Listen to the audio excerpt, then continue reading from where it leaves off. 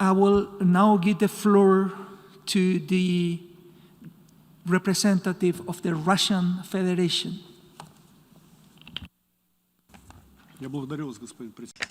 Thank you, Mr. President. On Ukraine.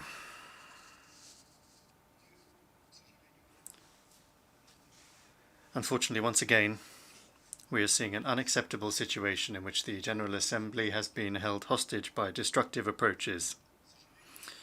We look on with regret as the most representative forum for dialogue in the world through the exertions of the Ukrainian delegation and its backers is being used not for dialogue but to advance a position that is entirely detached from reality and which certainly has nothing to do with solutions to pressing problems. Member states are having an alternative reality imposed upon them, in which the aggressor that acted against its own people in the east of Ukraine is presented as the victim of external factors.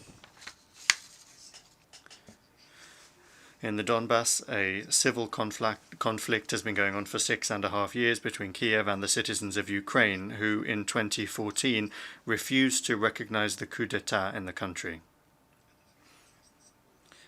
The Security Council is well aware of this, and in its resolution 2202 back in 2015, it confirmed the concrete parameters for resolving the situation.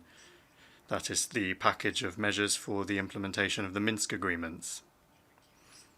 It's just that Kiev continues to drag its heels in implementing this document, or indeed is openly sabotaging it.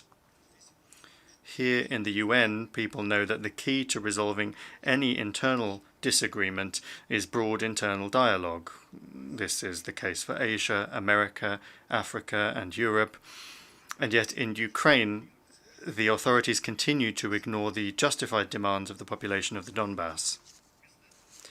Instead, we see how Kiev is attempting to cover up its reluctance to reach an agreement with its own people by throwing around anti-Russian accusations in the UN General Assembly, as though there were no civil conflict in the country, but just Russian aggression. How convenient. Particularly since these fairy tales are supported by its Western allies, who are prepared to turn a blind eye to Kiev's obvious sabotage of the Minsk agreements. For this reason, the Russian Federation firmly opposes the continuation of this pernicious practice. We request a vote on the inclusion of the politicized agenda item proposed by the Ukrainian delegation and will vote against. We hope that those present in this hall will at last give an appropriate assessment of Ukraine's destructive approach and will not support its proposal.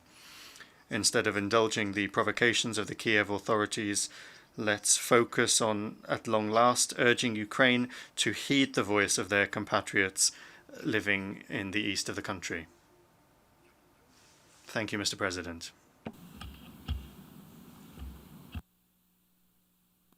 I thank the distinguished representative of the Russian Federation. I now give the